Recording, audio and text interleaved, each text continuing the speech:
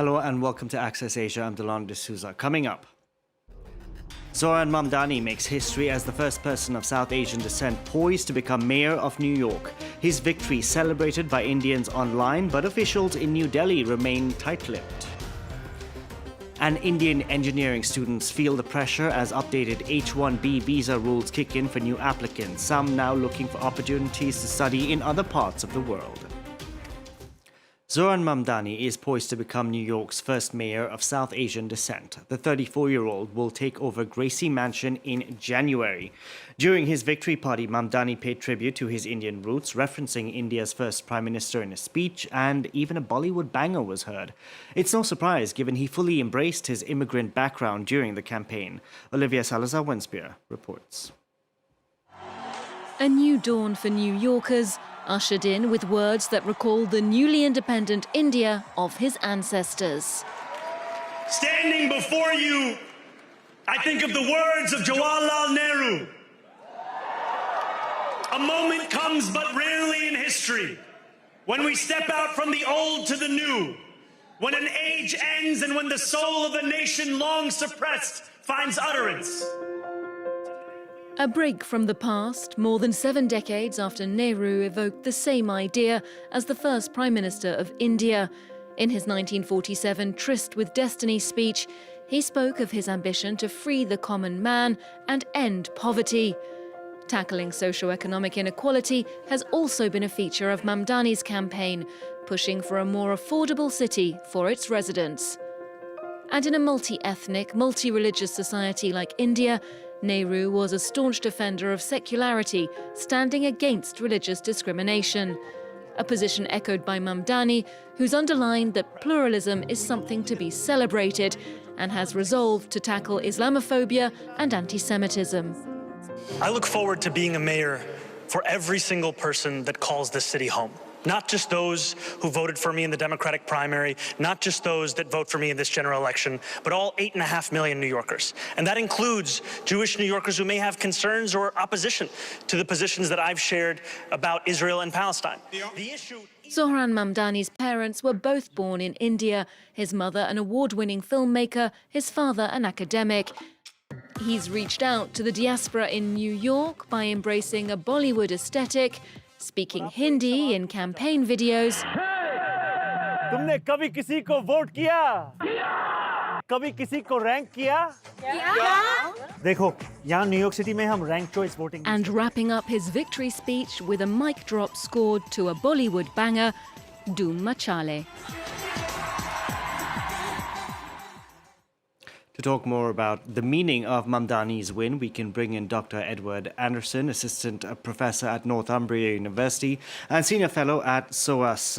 Edward's research focuses on the Indian diaspora and transnational politics. Thank you so much for joining us on the program. Zohran Mamdani's win was celebrated by Indians online, but officials over in New Delhi have been remarkably tight-lipped. Why do you think that is? Yes, well, I mean, on certain levels, it might seem surprising that his rise to power hasn't been more warmly welcomed.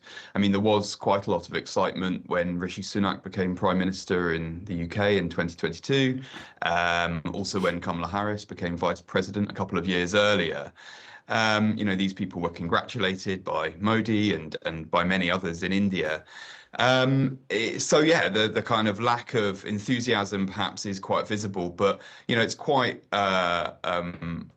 easy to understand when you see the sorts of positions that he's taken on Indian domestic matters over recent years and recent months and weeks. He's been vocally critical of aspects of the current Indian government, of Modi himself, of what he has framed as human rights abuses and various issues with Islamophobic policies as he frames them.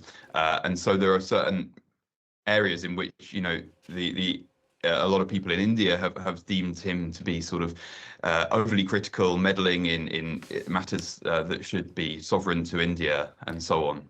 Mamdani did need to reach out to the Indian diaspora while campaigning in New York. At one stop in a temple, he spoke about the vision of India he grew up with. Take a listen to what he had to say. So I've been critical of Mr. Modi. and I've been critical of Mr. Modi because of the vision that I grew up with was of an India that was pluralistic, an India where everyone belonged, no matter their religion.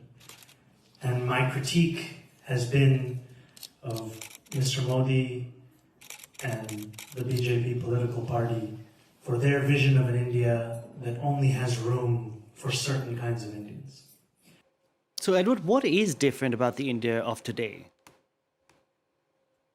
Well, I mean, I suppose if you were to ask Mamdani, he would say that the kind of pluralistic, more secular vision that Nehru, Jawaharlal Nehru, India's first prime minister, espoused, has kind of is disappearing in many ways, and there's a sense that India is run now by a party which sees itself as a Hindu nationalist party, or at least is interpreted as a Hindu nationalist party, and a range of different sort of policies and approaches have been adopted in recent years, which have led to what people refer to as India being more saffronized, as becoming more of a Hindu state than the kind of secular plural state that it might have been under Nehru. Obviously, Jawaharlal Nehru was quoted in that victory speech of Mamdani, so there's clearly a kind of divergent form of politics going on there. They have different visions for what they believe India ought to be. Mamdani hasn't anglicized himself in any way. He was eating biryani with his hands, putting out campaign videos in Hindi, even Bengali. Do you think he was able to do all of this because it is New York, and New York, like London, is very, very diverse? I think to a large extent, yeah. I mean, he's clearly someone that is very much unapologetic of his cultural heritage, his mixed heritage as well, because he also identifies with, Uganda, which is a place where he was brought up. And he, has definitely resonated with that very, very diverse population in New York. He talks of it as an immigrant city in ways, that he contrasts clearly to the sort of anti-immigrant politics of Donald Trump. And that has resonated with a lot of people. Zohran Mamdani's father is a professor. His mother is a well-known director. Did coming from this privileged background help him go through different worlds, whether it was talking to business leaders and cab drivers in the same day? Yes, I think certainly, he seems to be a very adept politician. He's very young. He's seen as a sort of breath of fresh air. He's quite different to a lot of the sort of establishment of the Democratic Party. And yeah, he has been able to reach out to quite a wide range of New Yorkers, whether they are, recent immigrants, taxi drivers and others, or whether they are, other sections of society that are fed up with the political status quo. Very briefly, do you think his victory will serve as an eye-opener to politicians of Indian descent around the world, that they don't necessarily need to be so viciously anti-immigrant to be palatable to the mainstream?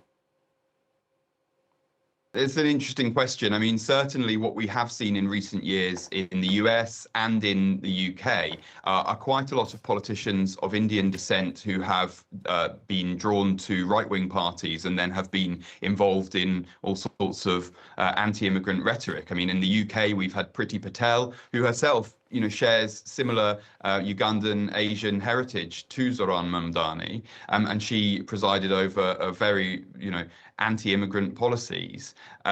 What's very clear from this win, though, is that the Indian diaspora is not monolithic. It's very diverse.